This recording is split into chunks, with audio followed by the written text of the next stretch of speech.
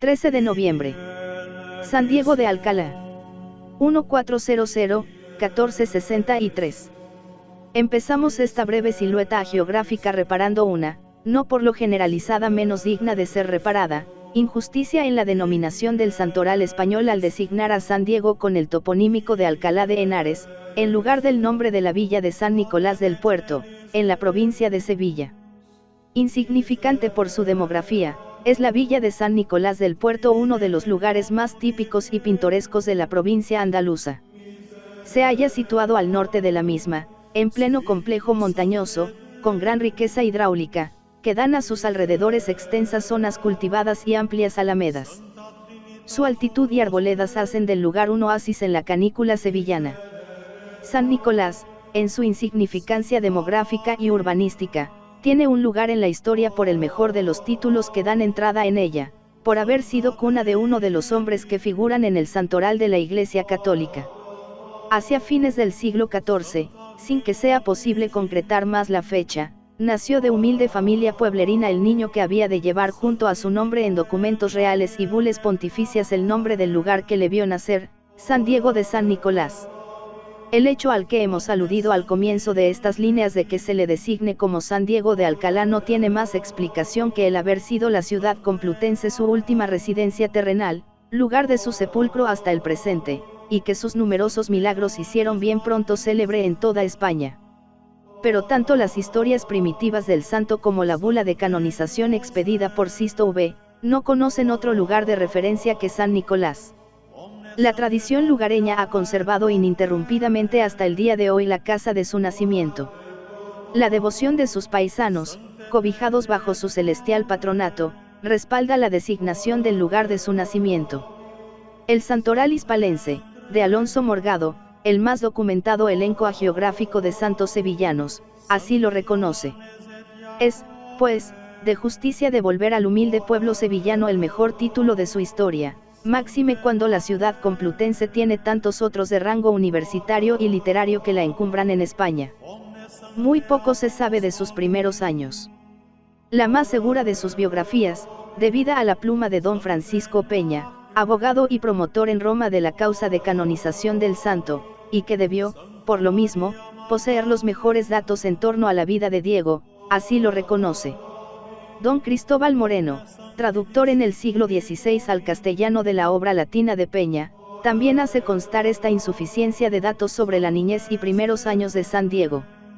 Y hasta la historia del glorioso San Diego de San Nicolás, escrita por el que fue guardián del convento de Santa María de Jesús, de Alcalá de Henares, donde vivió y murió el santo, se concreta para esta época de la vida de Diego a las anteriores biografías de Peña y Moreno. La historia de Rojo, el guardián complutense, aparecida en 1663, 60 años después de la muerte de Moreno y a un siglo de distancia de la obra latina de Peña, no pudo ampliar con nuevos datos, como parecería lógico por haber vivido en el mismo convento de San Diego, lo que la bula y anteriores hagiógrafos nos comunican. Alonso Morgado tampoco nos enriquece el conocimiento de la niñez de Diego con aportaciones que llenen el vacío de sus primeros años. Deseosos de que esta silueta hagiográfica responda a la más estricta seriedad documental, tanto más exigida cuanto San Diego llegó a ser un taumaturgo popular en sus tiempos y en la España de los siglos de oro, nos vamos a dedicar tan solo a destacar dos aspectos de su vida, sus itinerarios y las características de su santidad, tal como aparecen aquellas en la bula de canonización. San Diego, nacido en el más pequeño lugar de la provincia de Sevilla, fue sin duda uno de los hombres de su tiempo y condición que más viajó. Podríamos trazar la línea de su constante andar con un gráfico que va de San Nicolás al cielo, pasando por Sevilla, Córdoba, las Islas Canarias, Roma y Castilla, rindiendo viaje en Alcalá de Henares, para saltar desde la gloria del sepulcro a los altares. En el polvo de sus sandalias quedaron adheridas y mezcladas tierras de innumerables caminos de España y Francia e Italia. De San Nicolás pasa a un lugar cercano a la villa para ponerse bajo la dirección espiritual de un santo sacerdote ermitaño, el primero que cultiva sus ansias generosas de total entrega de servicio a Dios. De allí, confirmada su voluntad de consagración al Señor, se traslada a Rizafa, cerca de Córdoba, en cuyo convento profesa como fraile lego en los menores de la observancia franciscana. Desde este lugar comienza su itinerario limosnero y misional por incontables pueblos de Córdoba, Sevilla y Cádiz, dejando detrás de su paso una estela de caridad y milagros que aún pervive en las tradiciones lugareñas de no pocos de esos pueblos. Pero el humilde fraile de tierra adentro había de enfrentarse, en su constante caminar, con las rutas del mar-océano, empresa en aquellos tiempos ni corta ni común. Las Islas Canarias, especialmente Fuerteventura, son ahora la meta de su itinerario misionero en calidad de guardián, para lo que fue designado hacia el año 1449. Su paso por las Islas Afortunadas quedó también marcado por obras maravillosas de apostolado y de caridad.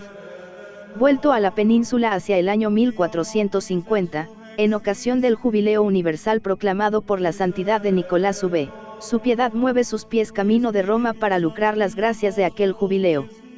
Después de varios meses de peregrinar llega a la ciudad eterna al tiempo de la canonización de San Bernardino de Siena, cuyo acontecimiento, al congregar en Roma varios miles de religiosos franciscanos, había de ofrecer otra oportunidad a su celo y caridad ardiente con motivo de una epidemia habida entre los peregrinos llegados de varias partes. Fue el convento de Santa María de Araceli el lugar de su residencia durante 3 meses. Vuelve a España.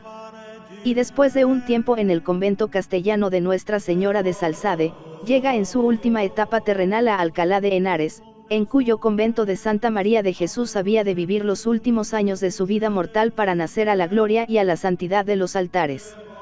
Esta breve consignación geográfica de sus itinerarios en aquellos tiempos, y en un humilde hijo pueblerino y religioso lego, es más que suficiente para poner de relieve su destacada personalidad, cuya base estribaba tan solo en su santidad misionera y caritativa.